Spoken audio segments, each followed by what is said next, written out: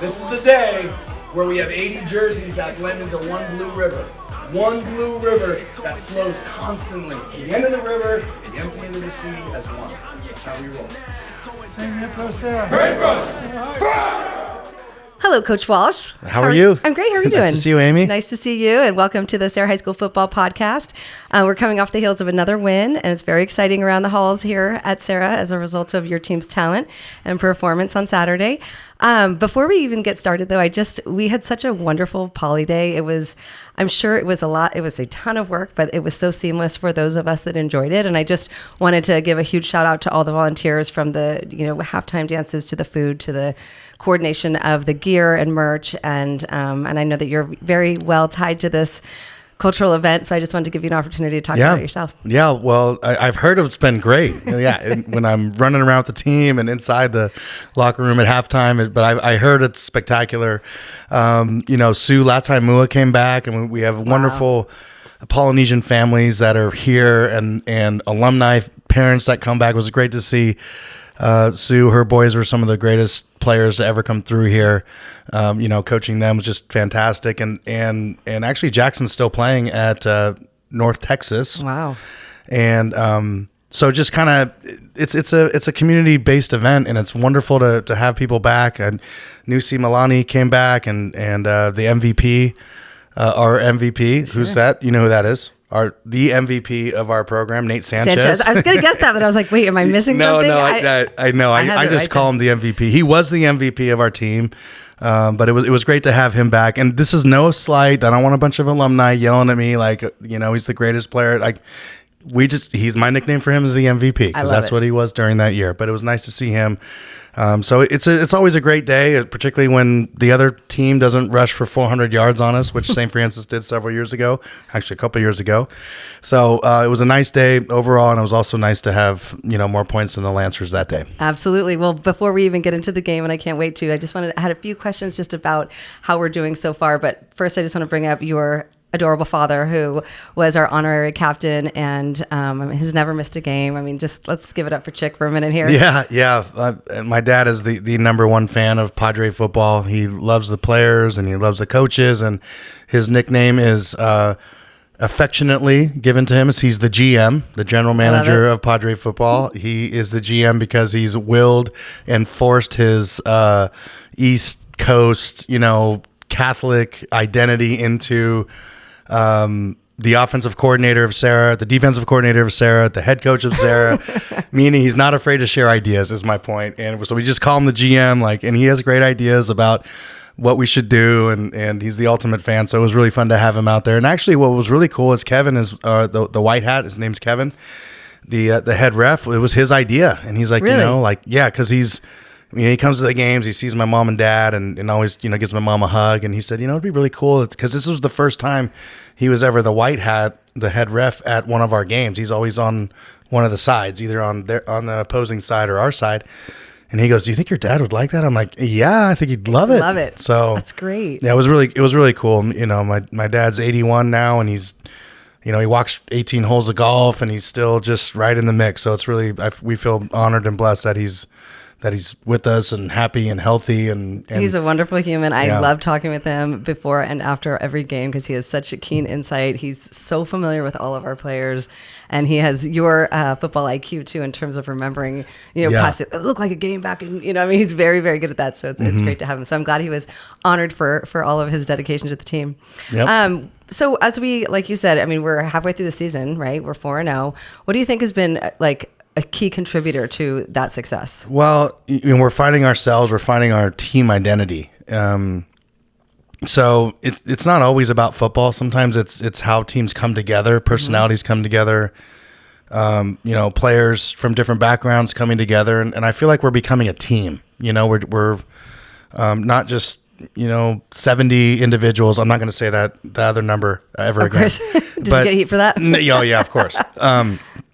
But, when you get 70 individuals from different backgrounds coming together, sometimes teams are formed right away and others are not. Obviously, we were forged, by some pain. Yeah. And so it's really nice to see the team. Like I mentioned in chapel today, that our core values are love, brotherhood, and humility. And those are something they can only live. And you have to feel them. They're not, they're not intangible, they're tangible. You have to feel it. And I'm starting to see like the way kids talk to one another, the way they're interacting with one another, like they're really starting to love each other and become that brotherhood that we talk about. And that's where I think the difference is. We can talk strategy and talk football, and Coach Mons did this and Coach Bell did this and that, but from the head coaching perspective, I'm starting to see them come together as a team and really, really enjoy playing and practicing with one another. And that's what this program's all about. And hopefully we can continue on that path. That's great. I mean, that was going to be my next question, was how, what's the biggest change from the start of the season? So you just answered it. It is a change. And again, remember we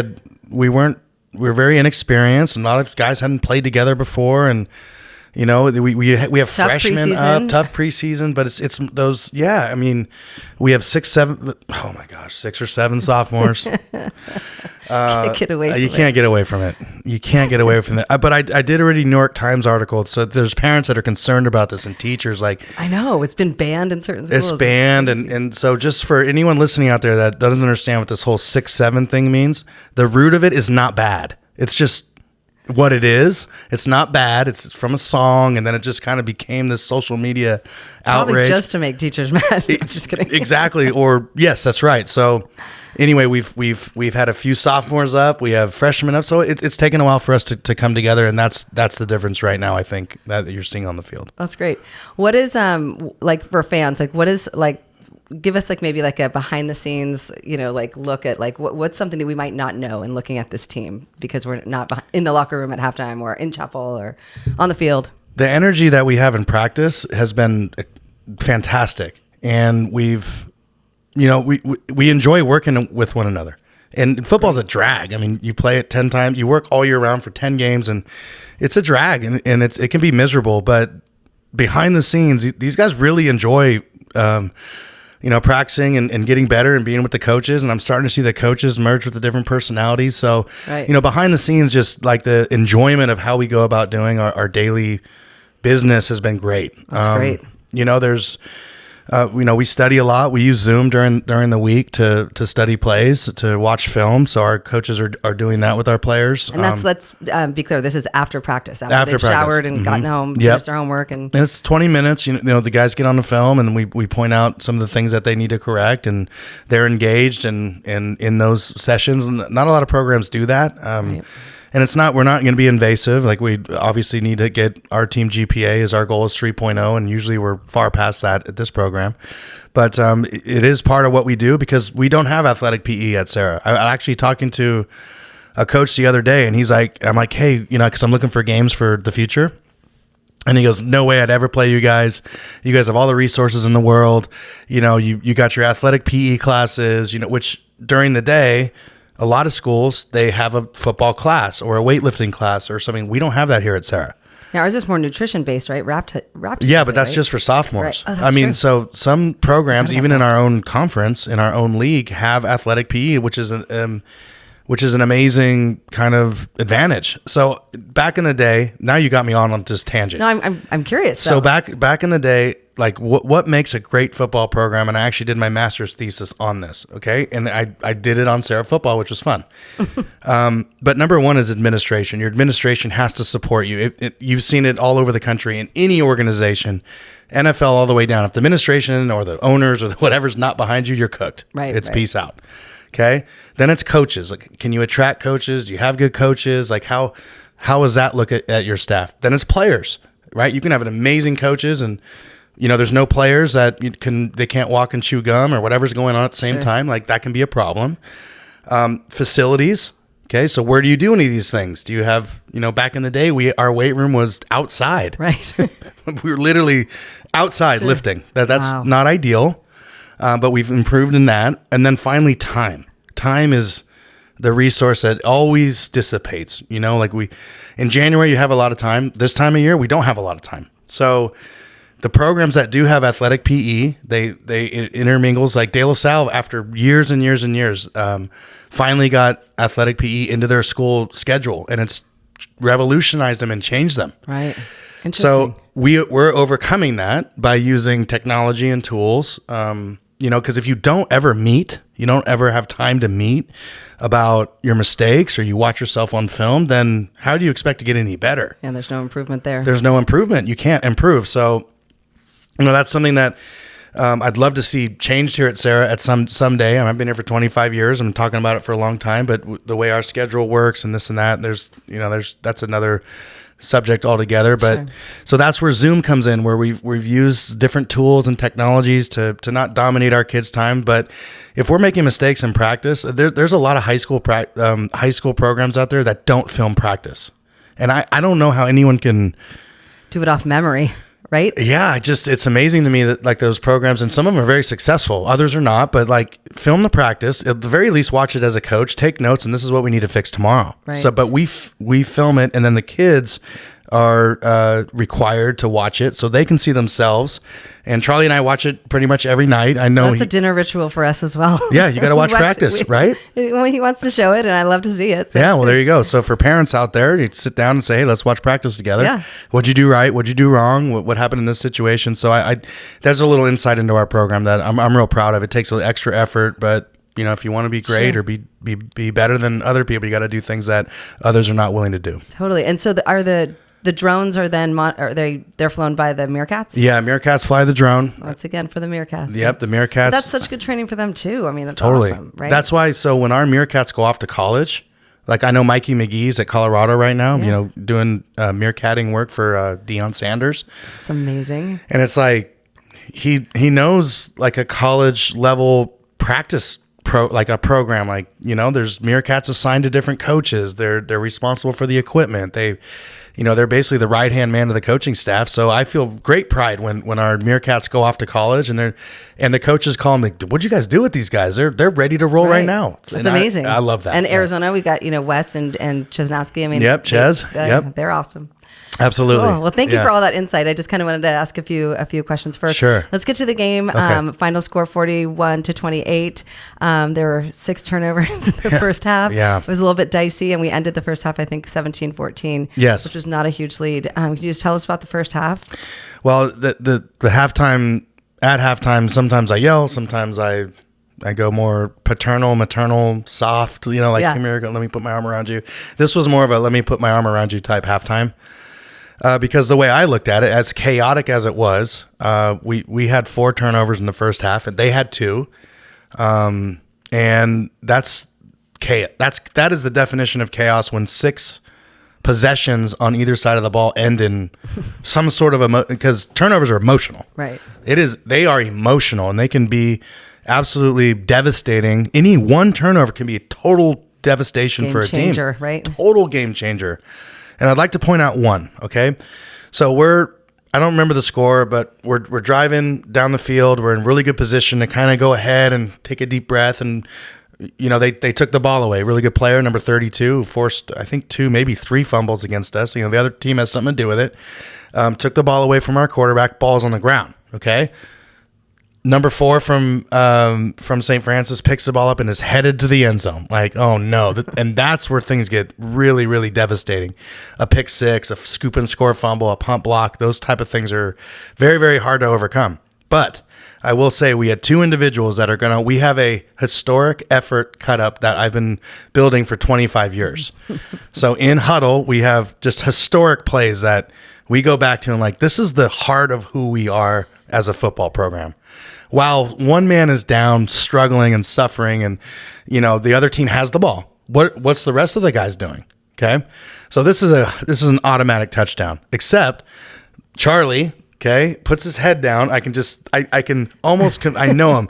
I can almost compute in my head what he said at that moment. I can't let this guy score.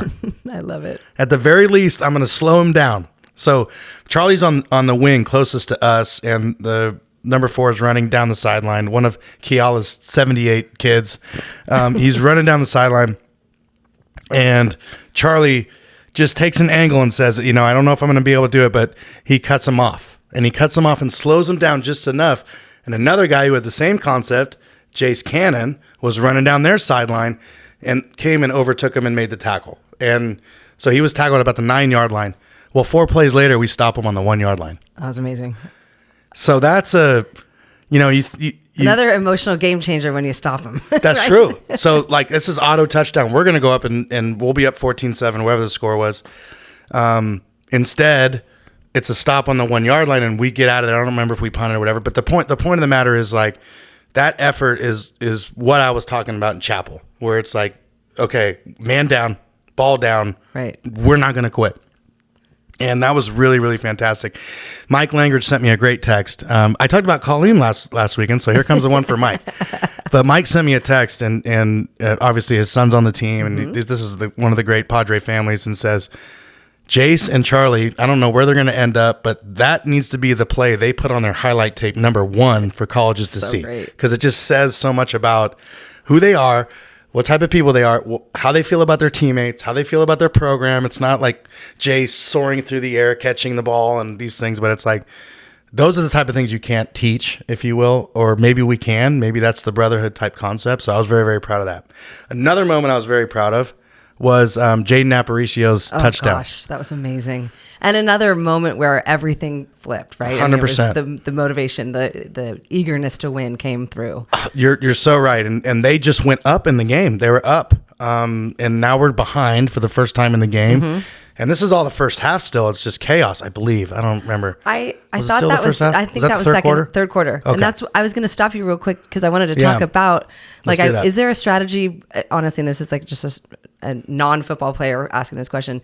I know every single quarter of every game matters, but is there a strategy with, like, running them down in the third to get them tired for the fourth? Like, do you have a strategy that you utilize? I'm happy you asked me that because I was still talking about halftime. Then I jumped to the third quarter. Sorry. No, you did a great job. So after all that chaos, like, I went paternal mode. Like, guys, after all of that, after all this craziness, we're winning. So it is not a 24-minute game, but if it was, we had 4 turnovers and everyone's kind of down. I'm like, we have three more points than the other team. Saul, of course, banging field goals again, crushing it. So, it was like, guys, like, we're not playing well, okay, and that's not okay. But we're still playing well enough to overcome 4 turnovers. That means we're doing something well too. So let's not forget about that. So that was my positivity. So the strategy for us on the third quarter, we actually, when it comes to conditioning or summer work, a lot of times I like to tell the team, we need to win the third quarter.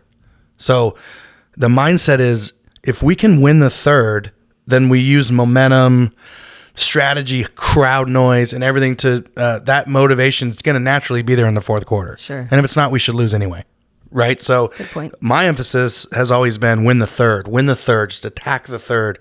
And so some of my strategies, which I don't want to give away to everyone with the coin toss and all that sort of stuff, is kind of built around that. What do we do at the end of the second quarter? How do we start the third quarter? It's all of, like, if we can win the third quarter and put the lever down, then that's probably going to be a positive thing for us in the fourth, where we can ultimately win the game. I'm glad I asked that question because that's what I saw. Honestly, I was like, I felt like, the Padres really just tired him out almost. Of course, Henley came in with some amazing. Oh yeah, we didn't even talk about him yet. Exactly. Yeah. But do you want to just take it away with Giovanni? Yeah, we were on pins and needles. He has always felt like he had a cough for a couple of days, and I don't think he even missed school or anything. And he went and just went to the doctor, got tested. Dang, he's got mono, right? Which is like, okay, but he never missed a day of school, and he was happy and healthy.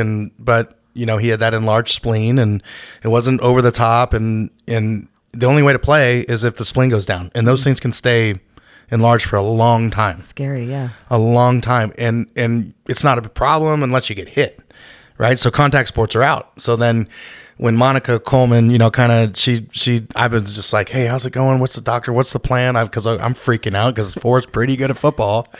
Just a little. Just a little. And he's great. He's a wonderful kid, and his energy, So she texted me, like, we have the reading this Thursday night, so we didn't even know he was playing. Wow. And it was, the reading came back perfect. It's normal. Everything went down, God willing.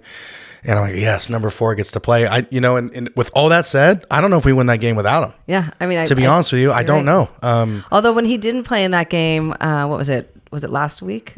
Was it last week? Yeah, Sacred Heart. CJ really, he totally pulled it out too. So you definitely have so much talent in the back. It's nice to have them both. It sure is. Yeah, I totally agree. But I'm just saying that there were a lot of people that stepped up and made some absolutely. Really great in his absence. So he had a fantastic game.